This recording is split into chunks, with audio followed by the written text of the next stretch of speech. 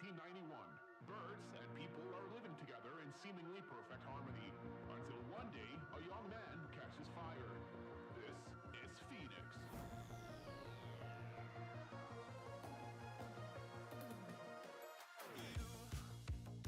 You've been knocked down and got up again.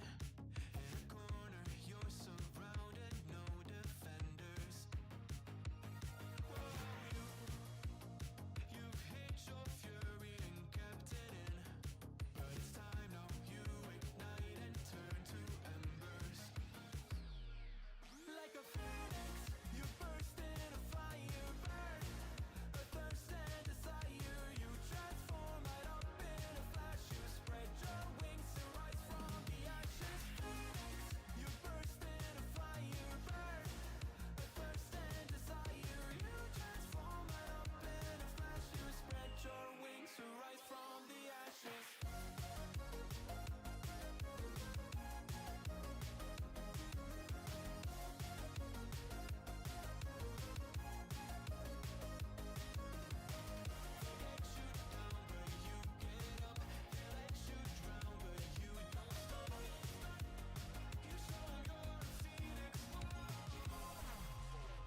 Get ready for verse 2, Electric Boogaloo.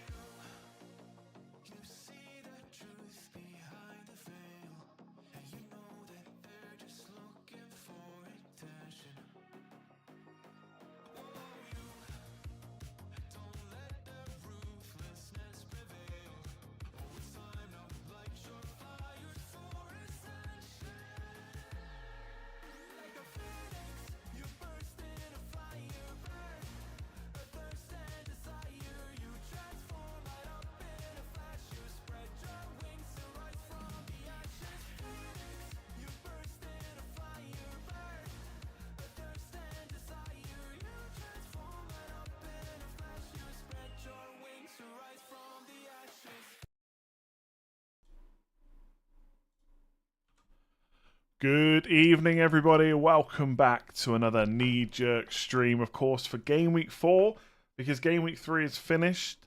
And, yeah, one more week before the international break. So we're going to talk about all the stuff that happened in Game Week 3, what that now means for Game Week 4. And I hope you're all doing well. Pretty good week for me. I got 56 points. Second week in a row with 56 points. Another green arrow up to about 220k. So things are going pretty well. Pretty well so far. I've just noticed I've got a bit of maybe a stain or something on the sleeve of my t-shirt, which nobody would have noticed unless I pointed it out. Yeah, not looking good. Should really wear clean clothes to these streams. Udogi, pretty decent, yeah. Udogi's on my bench. It is what it is. I'm not really bothered about that decision. I had 3 defenders with 3 home games. I felt like it was an okay decision. Game Week 4, wildcard active. Not sure many people need a wildcard yet, but possibly you could. Chaz on 62 points. Took out Nunez for Alvarez. Look, getting rid of Nunez was the right decision. Great today, of course, when he came off the bench, but he didn't start, right? So you made the right decision. These things happen sometimes. How Newcastle didn't put that game to bed with man advantage, I do not know, but this is football. That sometimes happens, right? Is Sterling a must? No. Is Sterling potentially going to be my transfer in this week? Yes. Thought he looked great against Liverpool. I actually think Sterling, I said this last week, so this isn't hindsight. I actually think Sterling's been good in all 3 games for Chelsea. But in the first one, it was more just the link-up play with Reece James. He didn't necessarily have too many chances in front of goal. I thought it was the same against West Ham. And then he kind of went one step above that really against Luton and looked great. And we can say, well, it was a great fixture, but they've also got a lot of good fixtures to come. So I like Sterling. Nailed. Minutes are good. Not much to dislike really. 53k for me before today's games. So did you go up or down? Isak played bad. I mean, look, Isak was a massive, massive knee-jerk after the first game week, right? We knew he had harder fixtures after that. Newcastle, Liverpool. Okay, they were down to 10 men, not ideal. But Liverpool's always going to be a harder game than like an Aston Villa or something like that. And then next week they got Brighton, right? So that might be a bit easier, but given that Brighton haven't kept a clean sheet in 3 games, but ultimately it was a massive knee-jerk for Isak after game week 1, and the real time to be looking at him is really game week 4, maybe game week 5 onwards. But he keeps getting subbed early. Like, it's now, I think he lasted till the 71st minute this time. The previous 2 games it was before the 70th minute. Like, Wilson's always going to be there. So I don't, it's not that I have no interest in Isak, but I'm not sure about that move. And also, Champions League's going to start soon as well. So are we going to see Isak start every single game? I'm not sure. And that's kind of my worry with him. I could be tempted. We'll see how Jackson does. Obviously, Jackson's off the mark now. Hopefully that continues. And if it does, I might not even need Isak. So I haven't got a space. I've got 2 up front. Also, we should say, big news today. Cameron Archer has officially signed for Sheffield United.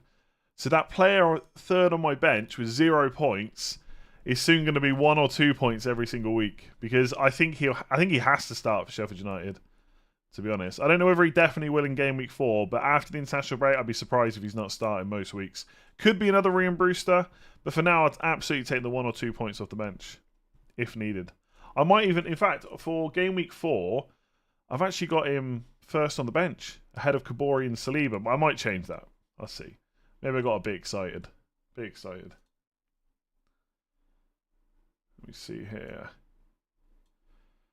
Okay, let's answer some of these questions. David, 2 free transfers. Sell Gabriel or play Udogie and take the team value loss. I mean, there's not, like, Gabriel probably is going to go down in price again this week. At some point, you got to get rid of him. So you got 2 free transfers. You got to use one. If you have a more important transfer to do, then playing Udogie is not a problem. I'm playing him in game week 4 probably. So it depends what the other move would be. Richard, what to do with Foden? Was going to move either Rashford or Fernandes to Sterling. Now it seems obvious move out Foden instead. Why is it suddenly obvious to move out Foden? People only just got him in. He missed today's game through illness. Or at least he didn't start because of illness. So he should be fit and available for Fulham at home. So surely if you got Fulham, it's a hold, right? Kieran, 411k for me, doing my girlfriend's team, and she's 63k. Nice. Just remember, and this is for people that are doing well and bad, or they feel like they're doing bad, with 3 game weeks in, overall ranks will be really close together. Like, I'm 192 points and ranked just inside the top 220k. There'll be people on like 189 points, so like 3 behind, that are probably like 500k or something like that. That's how tight the ranks probably are. So don't panic about it too much. I love the fact that Foden was benched, but I'm not going to gloat and say I told you so, because he was ill, right? There's no fun in that. I wanted him to be benched just because of Pep Roulette, but it was just illness, so he should be back next week. And so if you got Foden for Fulham at home, I don't see why you would want to get rid of him, to be honest. Also, who could have predicted that Rashford and Fernandes would return against Nottingham Forest at home? It's just unbelievable. I can't believe it happened. I might have to keep him now. I mean, I was going to keep him even if they blanked, so it doesn't really matter, but definitely going to keep him now. Do you agree that Maddison is the one to bring in this week? Martinelli out. So I'm probably... one of my potential transfers this week is Martinelli out. Jesus is back now. I think that's good for Martinelli, but I don't know if I want to wait and find out, because I don't have many transfers to make again this week. And I don't, like, if I look at my midfield, so this is my team for next week, right? So Pickford in goal, Chilwell, Estupinian, Udogie defence, and then I've still got the same midfield: Rashford, Fernandes, and Burmo, Martinelli, Saka, and then up front it's Jackson and Haaland. The only players I think I can take out are Estupinian or Saliba, who's on my bench, or Martinelli. I think that's it. I don't want to sell in Burmo before Bournemouth at home. No chance. Saka's obviously still first choice penalty taker. He might not take every penalty, but it looks like he is still first choice. Rashford and Fernandes, I don't really have too much interest in selling. Chilwell can't go anywhere. Udogi's fine for the bench. So it's really just Estupinian, Saliba and Martinelli. Maybe Pickford in goal, yeah. But I can't get rid of him before Sheffield United away. 2 shots on target. That's all they conceded against Wolves. This feels like a Edison situation all over again. I'm probably going to ride the Pickford train until game week 8, I reckon, or 9. I suspect that's what I'm going to do. Salah to Sterling worked out. Very nice. Yeah, if you got Sterling in, happy days. Like, to get the price rises, the extra points before everyone else jumps on. Love it when that happens. You kept Darwin for 2 weeks and I knew he was not going to start, so I replaced him. Yeah, look, that happens. Of course you can be frustrated about it, but deep down you should know that was a good decision to sell Darwin Nunez. And it sucks that you didn't get the points, but you made a good decision. If you keep making good decisions, hopefully, eventually, it doesn't always happen, but eventually you'll get the points, all right? Areola is looking good for a main keeper. Yeah, I mean, there probably is an argument to go 2-4 millions. I might look at Areola at some point. The thing is, West Ham have got a couple of bad fixtures now, haven't they? They've got or worse fixtures, slightly worse fixtures. I mean, Luton away is good this week, but then it's Man City at home, Liverpool away. But from game week 7 onwards, yeah, I mean, bringing in Areola might not be a bad shout. Could just be permanent keeper, to be honest. Not even rotation, just play him all the way from game week 7 to a wildcard. I just don't know. I can't take Pickford out before Sheffield United away. I know he's not great, but like people going on as if like every other keeper's amazing. And look, Flecken's got a few saves, so I think he got 4 points of that clean sheet this week. But only Edison and Vicario have got more clean sheets. I've got 2 clean sheets. So every other goalkeeper has only got 1 more clean sheet than Pickford. And most of us didn't play him in game week 2 anyway. And most people with Johnston and Flecken, etc., and Onana even, would have benched them in game week 2. So it's like, it's not a good pick. If I was wildcarding, there is no chance I would have Pickford. But I still don't think it's worth a transfer with Sheffield United away. So I'm going to keep him for that. And then game week 5, I'm going to play Turner anyway against Burnley at home. So I've only got to play Pickford once the next 2 weeks. Feels okay.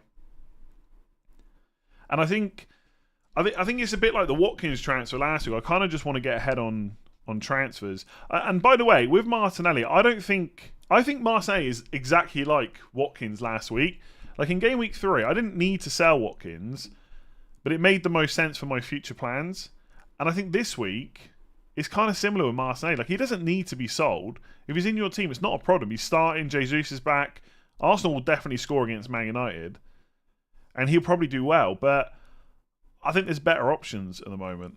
And I've got the luxury of having no transfers to do it. So I'm probably going to bring in Sterling or Maddison. I've put Foden on the initial transfers on the ticker, but I'm not going to go for Foden. I feel like I had to get him last week if I was going to go for him. Because that's one less good fixture gone. One good fixture's gone now. They've still got a bunch coming up, but we're getting closer to international break. Doku being integrated into that side. Bernardo Silva's fit. They want to buy Nunez as well, the guy from Wolves. And I don't think he's going to take necessarily many minutes from Foden, but it's another midfielder to put in there. So I just don't think I can buy Foden now. I'd just rather go for players with minutes. They're just such a less of a headache. So I'm probably going to go Maddison or Sterling. Between Maddison and Sterling, the reason that I'm kind of leaning towards Raheem is because he's got a bunch of good fixtures in a row. Like Chelsea have still got, let me just put the fixtures up here. Forest, in fact, let me just go onto this screen a second. They got Forest at home, Bournemouth away, Villa at home, Fulham away, Burnley away. Like I feel like I can just bring Sterling in and not worry about him till game week 9. Now Maddison, long term, I still think is a great pick. And if I had him, there's no way I would get rid of him. But after Burnley away and Sheffield United at home, it's Arsenal away and Liverpool at home, which aren't as good. So I think next 4, Sterling's fixtures are better. Next 6 is maybe a little bit closer because Maddison gets to play Luton away and Fulham at home. So I don't know. I think if I'm going to go one, I'm probably going to go Sterling. I do like Maddison though. He's just key to anything that Spurs do. Like the goal was a run in behind the defence, right? He was kind of the furthest man forward. He's playing balls in all the time. If Richarlison could get his feet sorted out, he'd have an assist. Like Maddison could have had more than one return yesterday, or on Saturday, whenever it was. So I think between the two, it's quite close. I suspect I'll go with the fixtures. What to do with Odegaard? Probably keep him, unless you got luxury of moving him out. He's a bit like Martinelli, really. I mean, Odegaard might take penalties again in the future, so that's one thing to bear in mind. If you had Onana, would you transfer him out as playing Arsenal and Turner has Chelsea? No idea who will start. I would probably just keep Onana. I don't think he needs to be sold. I mean, Man United need left back. Some of the names they're getting linked with: Cucurella, Reguilon, Marcus Alonso. I mean, when you say those names out loud, it doesn't sound great. I mean, if we could get Cucurella from Brighton, that would be good. If we get Cucurella from Chelsea, not good whatsoever. Romano, how's it going? Saka or Fernandes if you could only keep one on wild card? I think I keep Fernandes. I think Fernandes has been great so far. He's always going to have penalties. Saka will mostly have penalties. And also, Fernandes' underlying numbers are a little bit better. I know he's a bit more skewed towards assists, but it's not like Saka's goal threat is massively high. So I think I'd keep Fernandes. I think Man United's fixtures are slightly better as well. Ashley Young to Man United, surely not. Paolo went from 685k to 10k. Wow. Amazing. Absolutely amazing. That sounds very sarcastic, but it's not meant to be sarcastic. Cucurella would be a good sign. He was only bad for Chelsea last season when everyone was bad for Chelsea. Yeah, there is a player in there. Like we all saw him in Brighton, but I do worry a little bit. Like I wonder. I don't think Man United are going to go and play like Man City anytime soon. But I feel like Cucurella is quite good as a left centre back. So you could put Dalot right back, get rid of Wan-Bissaka. I like Wan-Bissaka, but he's not great going forward still. So I think you put Cucurella in and you kind of build up in that back three and let Dalot move forward a bit. I think that could work, maybe. But let's see who Man United bring in first. Can't imagine Chelsea going to want to let Cucurella come to Man United. Love all these people considering Rodri and Enzo Fernandez as actual picks. I'm telling you now, right, if this was a season a few years back when players were actually priced correctly, Enzo Fernandez would be a genuine pick because he's 5 million. He's playing a bit more advanced. He's on a lot of set pieces. He's probably still got penalties. I suspect he'll get another chance. So for 5 million, Enzo Fernandez is a great pick in previous seasons. But this year, it's so easy to get a good midfield. There's no point in using a spot on him. And as kind of predicted and talked about, I think people are going to genuinely start looking at tripling up on Chelsea. Potentially. I mean, it won't work for everyone, but Chilwell, Jackson, Gusto, Sterling are options. Sanchez in goal as well. So you probably wouldn't want Enzo Fernandez. Kudus is such a great signing for the Hammers. I agree, yeah. He's officially confirmed by West Ham now. I think he'll be priced at 6.5 million. FPL, quite lazy. Same price as March and Matoma. Same price as Diaby, of course, as well. Same price as Barnes. So I think he'll be 6.5 million. Maximum he'll be is 7, which is the same price as Bowen. But I think he'll be 6.5. Whether or not... The thing is, if he plays this week, he could be a massive... a bit of a gamble, obviously, but a bit of a punt as well, because they got Luton. And Luton did not look good against Chelsea. And West Ham has started well. But I don't know if he would definitely start. Having doubts about Isak now since he got subbed today. But he's been subbed in the previous 2 games as well. The thing is, if you've got Isak, he's about to become better. So I'd probably hold on to him. I've got no plans to get him, but after game week 4, the fixtures are pretty good. And look, Brighton is not a bad fixture either. Not for an attacker. Anish, thank you very much. Benjamin, would you consider Pedro to Morris for a -4? I don't know if I would do it for a -4. Are you sure you definitely want Morris? You got no money to go up. I mean, Morris is fine for 5.5, but if you can get more money, it would be better. Is Salah going to play next game week for Liverpool? I suspect so. Yeah. Vardiol for Saliba and Son for Rashford. Is that a good transfer? I would not be transferring Rashford out. Vardiol for Saliba, it's okay. I'm still not convinced that Vardiol plays every week, but I can say that about every Man City player. I just don't know is the answer. I don't know if Saliba needs to be sold. Everton away and Bournemouth away, you could play him in those two fixtures. It depends. I mean, I might sell Saliba soon, so I'm not saying you have to hold on to him. The one thing haven't seen many people... The one thing I've not seen many people asking, which I'm surprised about, is Estupiñán. Is he sellable? Is Estupiñán sellable? No clean sheets in 3 games. And in the next 6 fixtures, they've got Newcastle, Man United, Villa away, Liverpool, and Man City. I think there's 1 clean sheet for Brighton in the next 6. I mean, it's FPL and football, so they'll probably get 2 or 3. But I think if we're looking at the fixtures, there's 1 clean sheet in the next 6. So he has to get a lot of attacking returns to then be an option. So I wouldn't... Basically, I won't go out of my way to sell Estupiñán, I don't think. But if someone was selling him, I don't think it's as crazy as you probably think it sounds. I don't play him for clean sheets. We like clean sheets though, right? Andy was trying to tell you to start Udogie on the deadline stream. No, not. I didn't tell everyone to start Udogie. I mean, it's the same with Gusto, right? Some people it made sense to bench him. Some people it made sense to start him. Like, I think for people that had Gabriel and Udogie, I said to start Udogie, but it didn't matter in the end.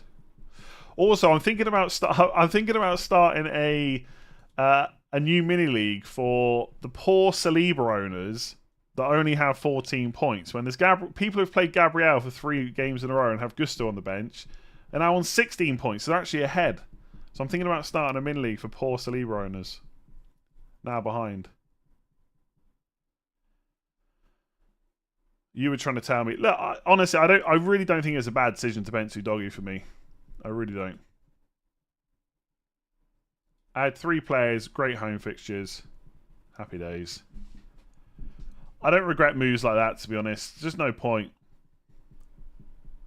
I've benched him for 5 and 12 points now, though, so I know what's going to happen this week. Definitely going to concede to Burnley. Yeah, Burnley. He looked good, though. I'm happy that I own him. Hopefully he starts going up in price a bit. I'll get some price rise. He's been on my bench since game week 1. Okay, no one really acknowledged the the Saliba League. That was just a joke, by the way. Don't take it too seriously. Fernandes and Rashford have to be on the bench. Arsenal will cook. No chance I'm benching those 2 against Arsenal. If anything, it's actually a good fixture for Man United, given how they play. Like, Rashford on the break, on the counter. Decent.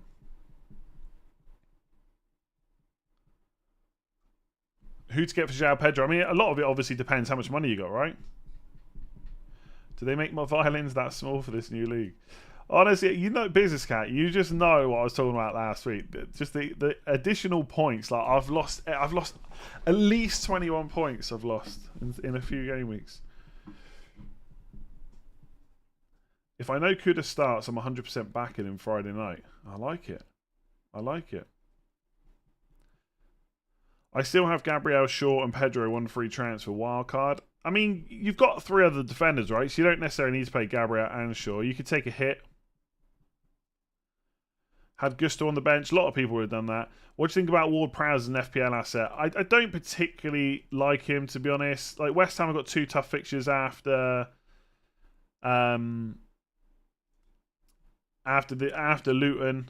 So I just don't see where he fits in. I know he's got 3 returns already. I'd be very surprised if he keeps that up. I don't know. I'm not Ward-Prowse's biggest fan, but maybe he'll be better for West Ham than he was at Southampton. I just feel like he ticks over, but you don't keep players for the whole season. I've said this so many times. So I just don't rate him as an FPL option. But I could be massively wrong about that. I'm wrong about a lot of stuff, so there's no reason that this wouldn't be just another example of that.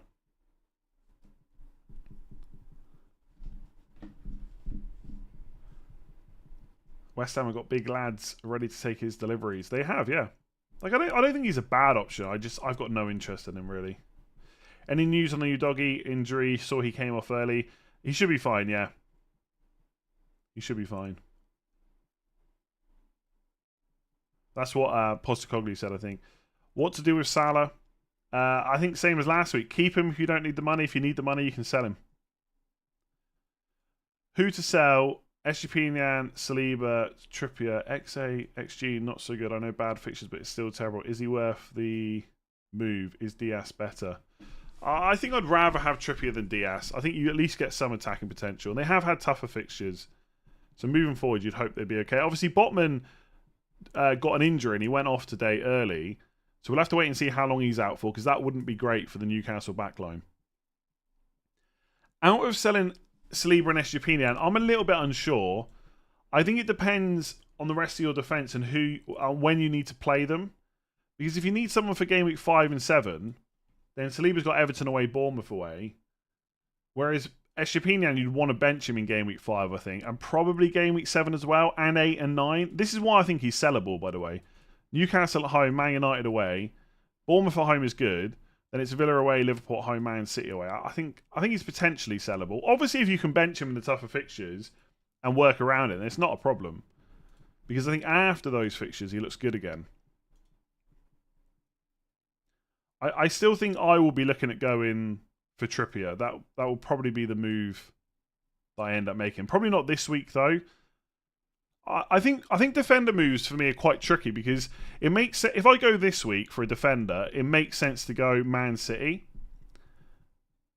But by game weeks 5 and 6, I'd rather have a Newcastle defender in that spot instead. So unless I've got... I could potentially have the money to get both Diaz this week and Trippier in a couple of weeks as well. Because when I do Martinelli to Sterling, I have like 2.4 or something like 2.3 million in the bank. So I could do both moves. But obviously, if I ever need to upgrade Jackson back to Watkins or upgrade Sterling to Maddison or Foden or whoever it is, I'd have to then start making defender transfers back out again. So I'm not sure about putting all that money in my defence. So there's part of me that just thinks, play Chilwell, Estepinian and Udogie this week and hope for the best, and just do Martinelli to Sterling, and just get Trippier in game week 5, and just leave it at that. Bench Estepinian, sell Saliba. That's kind of what I'm thinking. So I can't massively help you on the Saliba Estepinian thing. I think Arsenal better defence. Then it comes down to which fixtures and stuff you really want to play. Captain Salah or Haaland. And is it worth it to load up on West Ham this week against Luton? I would say no, because the 2 fixtures after that are pretty bad. Do you know what? I said Captain Haaland. I don't even know. I can't remember who Salah's got. He's got Villa at home. I mean, it's pretty good. Not a bad fixture. But I'd take Haaland against Fulham. Surely template stays. Maybe a Villa player in. I'm not sure what you mean by the template stays. I won't be getting a Villa player in with Liverpool now this week. I think game week 8 or 9 might be alright. AZ, really bad call. Virgil's red card. Ref and VAR should be punished. I think it was a perfectly fine call, really. I think I have no Liverpool players, just speaking my mind. On other news, Sterling in, Martinelli out. Look, it was definitely a foul. Like, it was definitely a foul. I don't really know what they were arguing for, apart from the fact, obviously, everyone argues because they don't want to get sent off. But it was a foul. He completely wiped Isak out.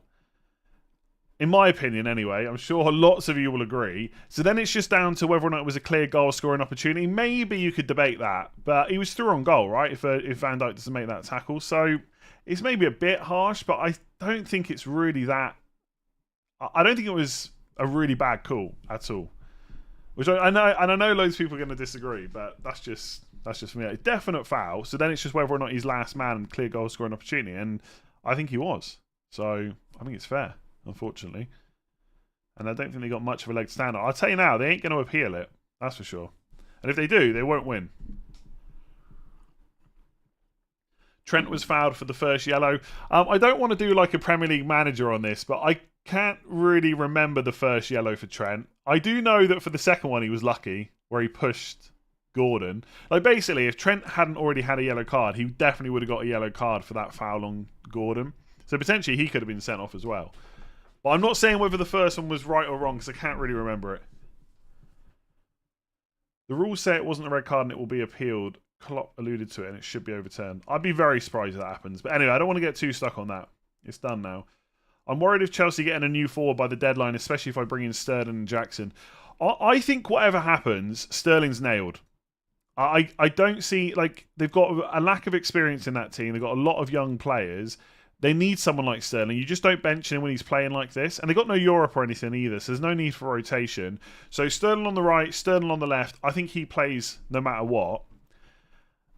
With Jackson, that is potentially an issue. I mean, Pochettino did say he thinks Jackson... What did he say? Something like Jackson's got the potential to be one of the best ever in the Premier League for Chelsea or something like that. Maybe it wasn't quite that much, but it was similar. And look, he's off the mark now, so that's a big boost to confidence. He's put up really good expected goal numbers, by the way, in the first 3 games. Like, obviously, don't compare it to Haaland, because Haaland's ridiculous, but 0.53 against Liverpool, 0.79 against West Ham, 0.71 against Luton. They're good numbers for a forward. So if he can get another couple of goals against Forest, then you'd hope he would keep his place. But obviously, if Pochettino can get someone in with a bit more experience, maybe allows them to play in a different way, then yeah, his minutes could be an issue. If you don't already own Jackson, the transfer deadline is 11 PM on Friday, and the FPL deadline is 6:30 on Friday. The chances of a big transfer going through in the 4.5 hours after the FPL deadline are probably quite slim. At least, a move that we aren't already hearing about. And these days, you hear about every transfer, every little bit, right? The players on the train, the players having a sandwich, the players off the train now, the players getting an Uber. Like, you just hear, okay, maybe not quite that detail, but you know what I mean, right? We know exactly which transfers are happening all the time. There's no secrets anymore. So I wouldn't worry, but they might sign someone before that. And obviously, we'll talk about that as we go through the videos this week. But I think Jackson's promising. I think he looked quite good again against Luton. He's definitely raw, and I keep saying that. Where, I don't know, he always sometimes seems to get like his legs in a bit of a twist. But overall, I thought he's quite good. He holds the ball up well. He's got such a good turn of pace. He's getting into the right positions all the time. I think he's quite good. He's young though, so there will be spells where he's just not great for FPL. They probably don't get an Uber, but you get the idea. What to do with Johnston with the new goalkeeper coming in? Yeah, that is a tricky one because I don't think Dean Henderson is going to sign for Crystal Palace. I don't think he moves from Man United to be number 2. But it doesn't mean that he's got a guarantee he's going to be number 1 straight away. I think you wait. The thing is, as Johnston owners, you've got Turner on the bench. So I think you play Johnston this week, and then you probably play Turner game week 5 anyway, and then just see if Dean Henderson comes in. Because the week where Dean Henderson does come in, you're going to have Turner anyway, even if it's a bad fixture, and then you can make the decision. I think if we get any indication the move's going to be made before that and you've got a spare transfer, you can do it. But for now, I'd probably just hold Johnston and just play him. Saudi transfer window's open till the end of September. But that's obviously for sales out, not sales in, right? Chelsea can't buy a striker from Saudi after Friday. And if anything, that would just be a benefit for Jackson, right? Because they get rid of more players. Unless they're going to sell Jackson, which I don't think is going to happen. Tom Meaney, still planning no Haaland. You got away with it this week. Missed penalty. What to do with Gabriel? A -4 or play Kabori? I'd be tempted to play Kabori, to be honest. The only thing with Gabriel is, right, you've got to get rid of him at some point, and he is going to drop value. So if that's going to be a problem with future plans, I'd possibly take the -4. If not, I'd be tempted just to play Kabori. Am I saving 1 transfer to have 2 after the international break? Not necessarily. It really comes down to whether or not I want to make a defender transfer. If I don't, I'll just do Martinelli to Sterling or Maddison, and then that will be it. I'll just roll the other one. Stuff could happen this week. We've seen, look at all the injuries the past few weeks. Loads of them. 9 in 7 for Awani. From Game Week 5 has Burnley, Brentford, Palace and Luton for only 6.5. Yeah, he's a great option. Completely agree. Really good striker. He's another player that when he came into the league had really good expected goal numbers from previous league. Didn't always get the minutes or whatever, but now, yeah, looking really good. On penalties, probably... no, actually, I don't know if he'd definitely be on penalties. I think Gibbs White might take them. But still, good option for 6.5. Just not going to necessarily need them straight away, that's all. A lot of people will probably have good forwards they don't need to move on. So it could even be a differential for people that want to go for him straight away. Thoughts on Awani and Antonio? I would ignore Antonio. I really want to see how they line up with Kudus in the team. I mean, it'd be a completely different... The thing is, Antonio obviously himself is probably not going to score a huge amount of goals, but he kind of allows everyone else to play off him because he holds the ball up really well, right? He's almost like a decoy, I guess. So I wouldn't go for Antonio because I don't know if he's Like, he is their number one striker right now, but I don't know if that would always be the case. And the fixtures after Luton aren't great anyway, so I just wait and see what happens the next 2-3 games before I look at Antonio. But Awani, we just talked about, yeah, good when the fixtures are good. Will we ever see Højlund? Probably not until after the international break. I really like Kudus, mostly because he got me 2 goals, I think it was, when he was captain in the World Cup game. Paquetá isn't being talked about enough, plus penalties. The thing is there's just so many midfielders, right? So, I mean, look at my midfield, for example. Would you swap any of them for Paquetá? Like in Burmo, Martinelli, Saka, Fernandes, Rashford? He just doesn't fit in. And also, even if I got rid of one of these players, there's Sterling, there's Maddison, there's Foden, there's Matoma, there's Eze. There's another 5 for you that I think are all better than Paquetá right now. It's just so many midfielders. I mean, I was thinking this morning when I was walking the dog, maybe it would be good to start converting some of these midfielders to forwards just to split the players up a little bit. So we can start thinking about some of these other midfielders. But I guess all it would do is just, you know, some of the forwards we're looking at now we probably just wouldn't go for, right? So I don't know if there's a perfect solution, really. Onana or Turner for game week 4? I think if they've both got bad fixtures, I would go for Onana, right? Arsenal away and Chelsea away. I mean, you could argue. I mean, you could definitely argue. I mean, it's not even an argument, right? Forest do have the better fixture. Man United defence hasn't been great. I still think I would play Onana if it was me. But no problem if you want to play Turner. Is it better to wildcard now or after game week 4? That's not really a question I can give a yes or no answer to.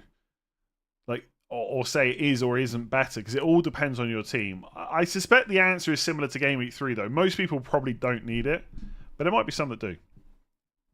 Not looking good for Botman, apparently. Could be out for a while. That's really going to annoy some people, because they would have started with him in game week 1, probably haven't played him at all, and now he's injured just before they want him. Not ideal at all. I mean, it raises the questions. Do we still go for Newcastle defence? They're going to have Dan Burn, maybe Lascelles in there. Probably Dan Burn, right? But is that as good? Maybe. Maybe it'll be fine. And also, if Dan Burn does play centre-back, which is who played today, will Lewis Hall then get a run in the side? Or will Matt Targett have something to say about that? Could they play Alex Murphy? Probably not. Probably not. You bench Matt Cash. Yeah, that sucks. But I bet you had 3 really good defenders. Because Lewis Hall for 4.5 million, pretty decent.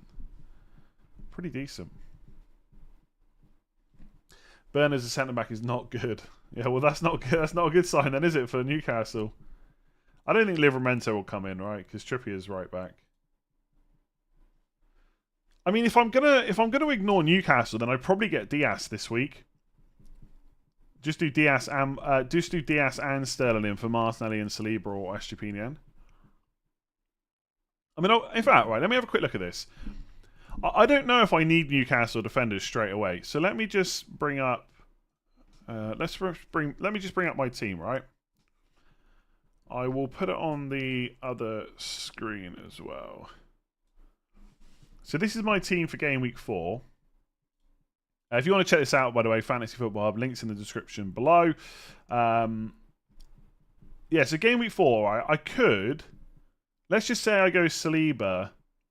I can't show you that because it doesn't work properly the way I've got it set up. Let's go Saliba for Ruben Diaz. So I'd have Fulham at home. I'd probably play Doggy ahead of Estupiñán. I'd probably bench Estupiñán for Newcastle. That might be a mistake. So that those 3 would be alright this week.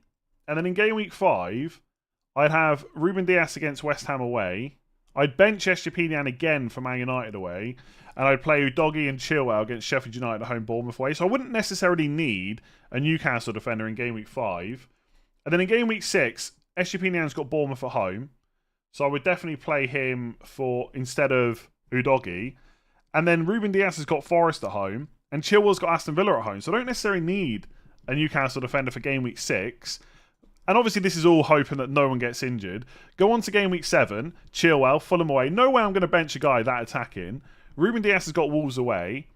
And then I guess Udogie's got Liverpool at home. And Estupiñán's got Villa away. So maybe that week I could look at getting a Newcastle defender in. But by game week 7, the whole conversation will be changed again. And there might be someone else on offer. And by the way, in game week 7, I got Pickford against Luton at home. So that's going to be a massive game week for me. So maybe looking at that, maybe I do just get Diaz this week. So I get Diaz and I take Martinelli out for Sterling. Let me just put this in here. Yeah, maybe that's just my team for this week. I mean, that looks pretty nice. Just use both transfers. I mean, I guess that's the big question. Someone asked me earlier, is it worth... I can make this smaller, by the way. Can I make this smaller? Yeah. Someone asked me earlier, is it worth using both transfers or am I going to roll one into next week? So the question would be, is Ruben Diaz this week against Fulham at home worth using a transfer on to bench Estepinian, or is it better to play Estepinian and have an extra transfer after international break? That's basically what I'll have to weigh up. But I kind of like the idea of making the move. The only thing with Man City defenders is none of them are completely nailed on, right? I think Ruben Diaz's minutes will be pretty good. I don't see him being benched anytime soon, but he could be. And when he is, I cannot be surprised whatsoever because it's Man City. And there's also very little attacking upside as well. At least you get a bit of goal threat from like a Fabian Schär or a Trippier or something like that, or assist threat, right? So I'm not sure. Why not go Ederson instead? Because that's replacing a goalkeeper. That's not dealing with the defenders that might have different issues and stuff like that. So yeah, they are some things that I could look at. They are some of the things that I could look at. AZ, I have to pick 2 of the following. Botman, Brighton away. Well, he's probably going to be injured, so that's already out of your decision. Hands, sorry. Gabori, West Ham at home. Saliba, Man United at home. Estepinian, Newcastle at home. How would you go? I'd pick the 3 that aren't injured. Basically, Gabori, Saliba, and Estepinian, or I'd make a transfer.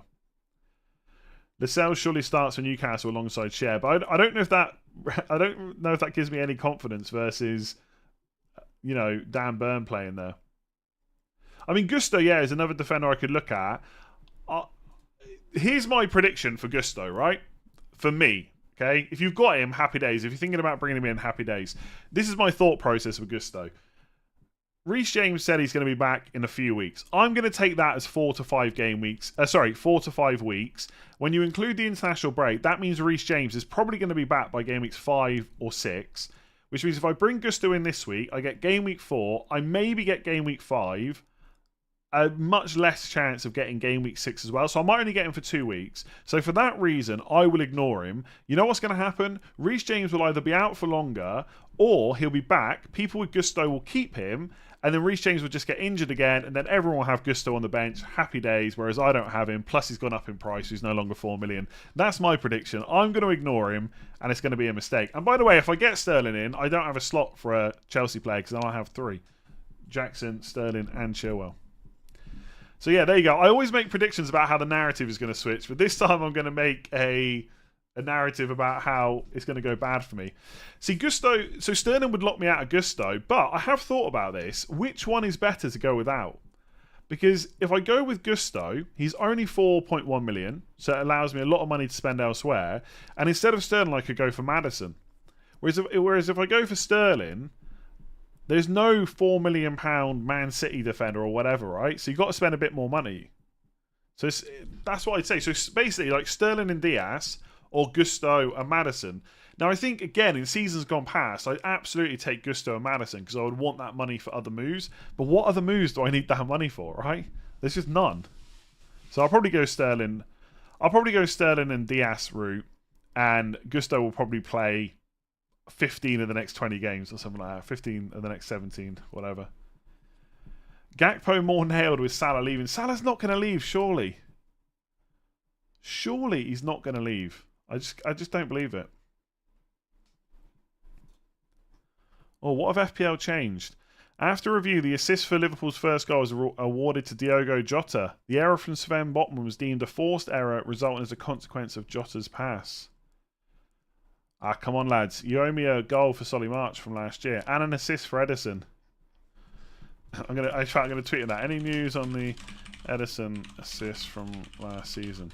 And like that is just a joke. I'm going to get so many replies that say, "Just let it go, would you?" I never let it go. I never let it go. Anyway, I'm losing track now. What am I talking about? I'm talking rubbish, probably. By the way, if you're enjoying the stream, all the rubbish, make sure to give it a like. Hit that subscribe button. I'm trying to hit 375k on YouTube before the deadline stream. Before the international break, which is obviously this week. And we need less than 3,000 now, so it's definitely doable this week. And if you're listening on podcast, thank you very much for voting 5 stars. Sorry, voting up. Yeah, rating 5 stars is what I'm trying to say. That's really helping out as well. Lots of people listening. Much appreciated. Also, tweet me some feedback on the podcast if you're listening to this right now, because I've been editing the stream to take out all the silences and stuff. And so it's quite fast paced. Do you like that? Or should I leave some of them in? Let me know. Let me know on Twitter. Send me a DM or something. Who will rise in price tonight? A good question. I don't know is the honest answer. Let me see now. What am I looking for? Price changes. So these are the price changes they have on Hub right now. Again, like as you know, these are never like, I wouldn't ever say these are 100% accurate. It's so difficult to predict price changes.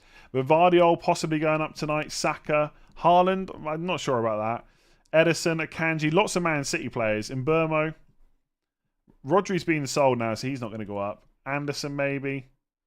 And then down, Lamptey might go down to 3.9 million. McAllister. And Kunku possibly. Mudryk. No one interested. Fernandez is going to go down in price. Do you know what? I don't even care. I'll take the price drop. I'd like if people didn't own him.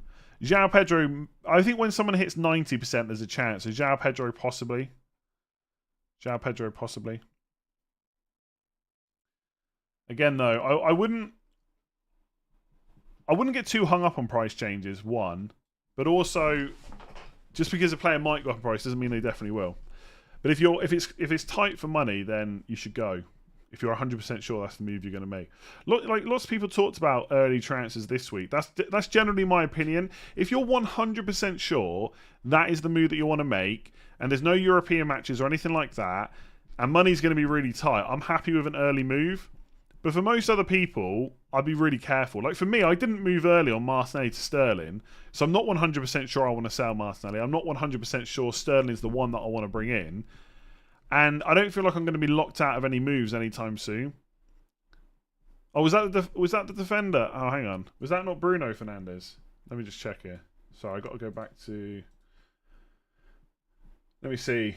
No, it was Bruno Fernandes. Bruno Fernandes, potentially. Dropping in price. Not definitely, but potentially.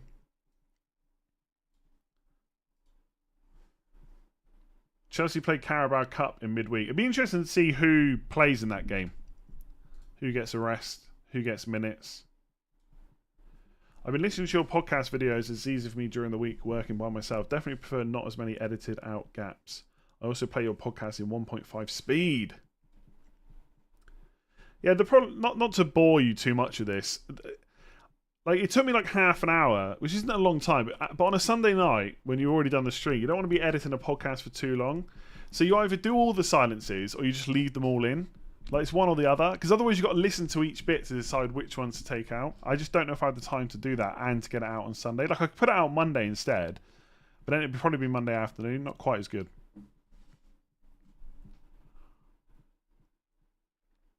Yeah, I mean, it's interesting to see there's a lot less questions this week about whether or not to sell Man United players, which is interesting because they've got a much harder fixture than the week before. But as I said on the deadline stream, Arsenal away is tricky, right? For sure. And yes, there's sometimes goals in that fixture, and yes, Rashford playing on the counter could work well. But ultimately, Arsenal away is not a fixture that I would target. But after that, Brighton cannot keep a clean sheet, and it's at Old Trafford. Then Burnley, Palace, Brentford, Sheffield United, all good. Man City at home, tough. Then it's Fulham, Luton, Everton. I think up until game week 13, there's not really an issue with Bruno Fernandes or Rashford. I think Rashford was back on the left. Højlund will hopefully be in after the international break. That will keep Rashford on the left where he's better. Now, that's not the only reason he did well. Like, obviously, a fixture like Nottingham Forest is good for him as well. But I think there's a lot to like. And as I said on Twitter, the problem that I'm having with both of them is that pre-season, because of his goal threat, I had Rashford ahead of Fernandes in terms of who I thought was the better pick. So he's just from open play, he's just more likely to get you a goal than Fernandes is, who's more likely to get you an assist, right, which is less points. And I don't think I've seen enough where I would change my opinion. So if I was going to sell one, I should probably sell Fernandes, but I just can't bring myself to sell Fernandes. Like, absolutely nailed on. No concerns about minutes whatsoever. And he's on penalties. And none of this deep talk rubbish. He's still getting forward. He's creating lots of chances. Could have had another assist from Casemiro on the weekend as well. I don't know how Casemiro didn't score from that corner. So if I can't sell Fernandes and I think Rashford's probably still better, how can I sell Rashford? So I've got to keep them both. Foden's 2 points up in your Foden versus Mbeumo bet. He is, yes, that is true. Still 4 game weeks to go, though. Still 4 game weeks to go. Should have scored from Anthony's cross, yeah. I mean, I really like Fernandes. Saka, again, absolutely nailed. Minutes are good on penalties. I can't sell him. I love Mbeumo, so that's why I keep coming back to Martinelli, really. And you know from watching all my videos, if you've watched all my videos like in pre-season and up until game week 1, like, I'm not the biggest fan of Martinelli in FPL anyway, because I'm always worried about his minutes, or that Trossard will come on early or something like that. So I wouldn't mind having to get rid of him.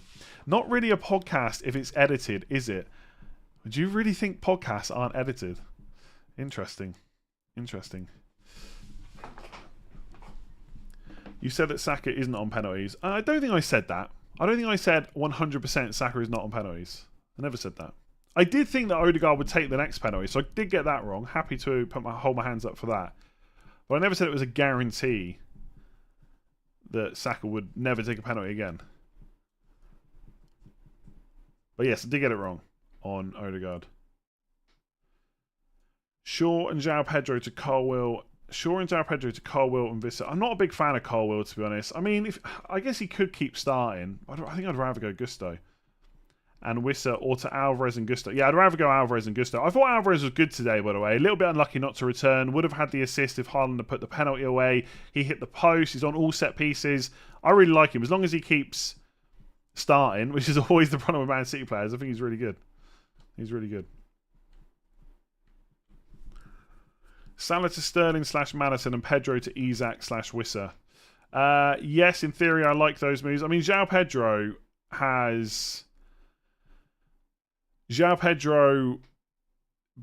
benched twice in a row. I mean, I think Brighton would be better off if he started, but what do I know, right? There's a reason De Zerbi's the manager and I'm sat here. But I would probably sell him. I wouldn't mind us forward to take Pickford out before Sheffield United away. By the way, that's for the previous question. But Pedro to Isak, Wissa, I would probably go Jackson or Alvarez. But yes, I think selling him is good. Pedro's got to go, and Rashford's the only way to only Rashford to make way. But if you've got to sell him, you've got to sell him. You're a United fan. Oh, back United and sell Marseille for either Sterling or Madison. I've already done it with one spare transfer. Yeah, but like, despite what everyone thinks, I don't tend to make decisions based on the fact I support Man United. Like, if I thought Rashford was worse than Martinelli, I would sell Rashford, but I just don't think that's the case. I think arguably Martinelli is my worst midfielder. But only because there's so many strong midfielders. Aston Villa fixtures are great. I mean, they got Liverpool away and Chelsea away next 3, so I'd probably say they're not that great. I mean, they'll probably score in both of those games, but I wouldn't say they're great fixtures. I mean, from game week 8 onwards, they're pretty decent.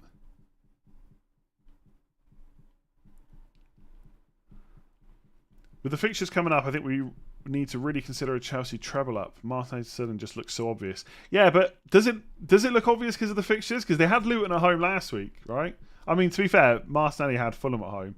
Or does it now look obvious because Martinelli's blanked and Sterling's got 19 points? And don't get me wrong, I'm just playing devil's advocate because I'm probably going to make the same move. But it's interesting how obvious it looks when one player scores and one doesn't. Like, if Sterling blanks game week 4 and Martinelli hauls, suddenly looks worse. Is Kyle Walker what?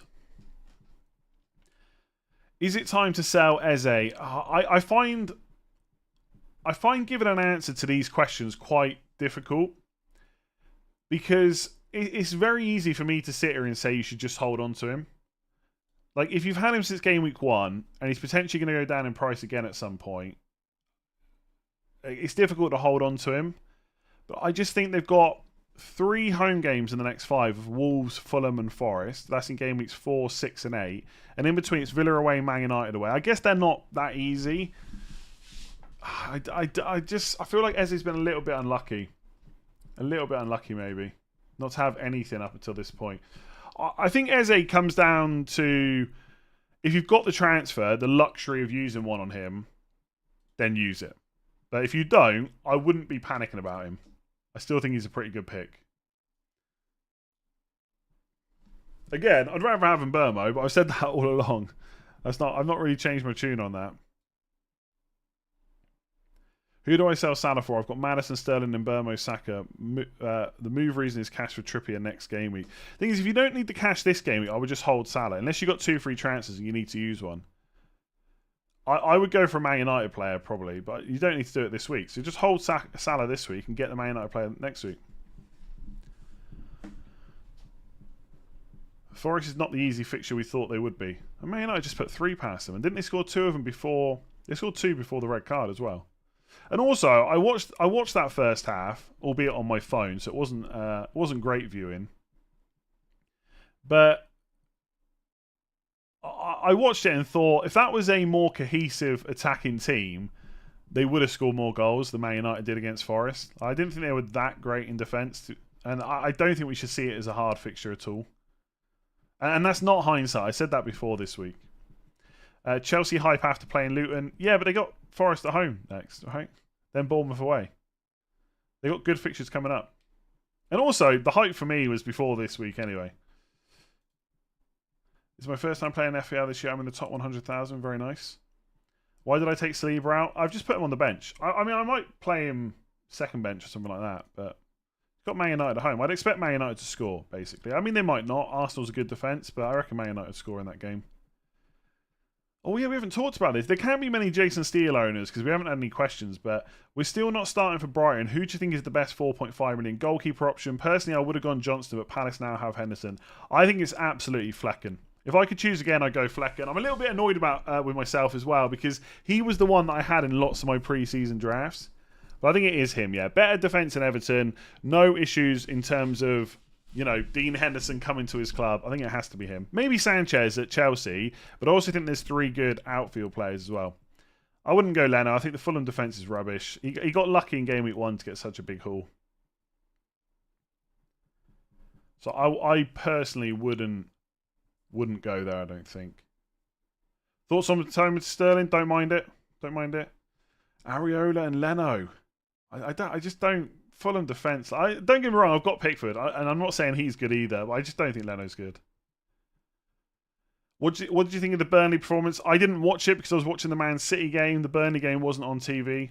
Has an explanation been given about Bayer? I think he's just a short-term injury. I think someone actually messaged me. Actually, I should have replied to them. I saw this after. Oh yeah. Jordan Bayer, not in the matchday squad, apparently got a slight injury and should be back after the international break. There you go. There you go. Now confirmed. Vincent Company hopes to have centre-back Jordan Bayer. Is it Bayer? I think it's Bayer, isn't it? Or is it Bayer? Back after the international break after missing today's games. There were initial fears the injury was worse, so it's positive news on that front. There you go. So it should be fine after the break, if you're relying on Burnley players, that is. I guess it's handy to know for the bench, right? And this is how I did last week, 56 points. Would I remove Gabriel or Shaw? Whichever one's dropping in price next. I mean, I guess Luke Shaw because he's more money to spend elsewhere. Trent is guaranteed 10 assists a season. I don't know if he's guaranteed that. But yeah, he'll probably be right up there. I'm not sure he's a good option to buy right now. Udogie is painful on the bench. He is, but again, I've spoken about this quite a lot already. Like if I'd been sat there on the deadline stream on Friday, like, I really don't know whether to play Udogie or Saliba. It's so close. I'm going to flick a coin. I'm going to go for Saliba. Then I'd be annoyed. But I never even gave it a second's thought about playing him. And you could say that's bad because I should have given it some thought, but I don't think it was a bad decision. So I'm not that worried. I think Kudus would be 6.5 million. We all need Jesus literally to win our min leagues. Yeah, could be an option. I don't think you need him to win your min league though. What do I think about Son? My main thought about Son is I probably wouldn't buy him, but I do think he might get a chance at number 9 soon. And if I had Richarlison, I'd probably be selling him, even though they got 2 good fixtures coming up. That's my main feelings around Son.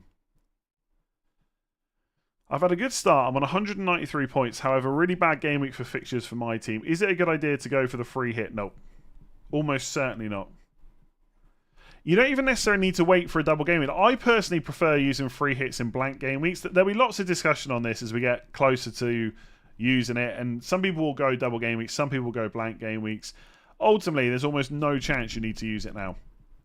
You're always going to have a week where the fixtures don't look great. Like in game week 2, the fixtures didn't look great for me. They look better in game week 3. In the end, I got the same points in both. Next week, I get it. Man United and Arsenal playing against each other. It doesn't look great. But if those players are good long term, then you can just keep hold of them. And it's almost certain that you don't need to free hit, I would say. Like I don't want to put people off doing it, but it's so useful later on in the season. It really is. So try not to use it now. What should we do with Onana? I'll probably just keep him. Stupid goal for Walker to give away for City. Vardy was on for bonus too. So I've only got Haaland in my FPL team, but I'm playing Sky Fantasy this year. And in one of my fantasy teams on Sky, because you get 2, I've got 4 Man City players. I've got Haaland, Rodri, Diaz, and Vardy. And so those clean sheets would have been great. I think defenders get 5 points for a clean sheet as well in Sky. I could be wrong. So yeah, that's actually the thing. Like, so I was watching the game. I was thinking, I really need this Man City clean sheet on for FPL. But I'm thinking, there's 50 grand on offer for Sky. I could do with a clean sheet. So it's like Salah playing. I've not got Salah in FPL, but I do have him in Sky. Watkins as well. I've got Watkins in Sky, but not in FPL. And people always say things like, oh, it's good because then if they score and they dent your rank in FPL, you don't mind because you own them in Sky. I don't think like that. I want them to blank if I don't own them in FPL. Ollie the Swiss watch Watkins forever ticking over. I know, another assist. I haven't seen the game because, again, I was watching the Man City one, but apparently he was a little bit unlucky not to score. So I think Watkins owners could consider themselves unlucky, I would say. I think Foden owners should also consider themselves unlucky because if he was ill, like I'm sure he would have started today if he wasn't ill. That's a bit unlucky. Although you could also say they did get lucky with the way the assist happened because he basically miscontrolled the ball and an absolute great shot from Rodri. You get 50k every stream. Good point, but another 50k would be nice, right? I said this on the deadline stream though, didn't I? So you've just got to get through the... When you make a transfer like Watkins or Jackson, or when you ignore a player that lots of other people are going for, you just need to get through the first week. So now that Jackson has outscored Watkins by 2 points and Foden has only got an assist and was on the bench, I feel much calmer about it now. I don't mind not having Watkins or Foden for next week because this week it went okay. Whereas if Foden had smashed it and Watkins had massively outscored Jackson, then there'd be lots of kind of regret. So that's one mood that's worked out all right. There's going to be loads more over the next kind of 35 game weeks where it won't work quite so well. Yes, if you've got a spare transfer, Gabriel has to go. There's clearly something else going on there while he's not being played. Maybe it is just tactical. Maybe when Zinchenko is back, it will be Gabriel that plays. But I don't think there's a need to hold on to him really. Yeah, I wish once the clean sheet was gone for Sheffield United, I also wish they would just hold on as well. But Rodri is proper clutch. All right, I think I'm going to leave it there. Obviously, we've got loads more videos to come this week. Watch list tomorrow, transfer tips, game week preview, team selection, all that kind of stuff. Deadline stream, final thoughts. So we'll keep track of all the news as we go. Any new signings as well. I'm sure there's going to be a load of new signings that come into the league this week. So we'll talk about them, the impacts from an FPL point of view, all that usual good stuff.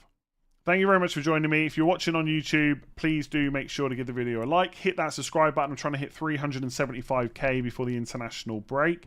And if you're listening on podcast and you haven't done so already, make sure to rate 5 stars on whichever platform you use. That really helps. It's working very nicely at the moment. I actually think on Spotify in the UK sports charts, we're above the FPL pod at the moment. Let's keep that going. So rate 5 stars if you're listening. All links you need in the description below. And if you want to sign up to Fantasy Football Hub, all the links for that are in the description below as well. I will leave it there. Give it a like, hit subscribe. Enjoy the rest of your Sunday. I'm going to go and edit this podcast because, yes, podcasts do get edited. And I'll catch you again tomorrow. Thanks for joining me. See you later.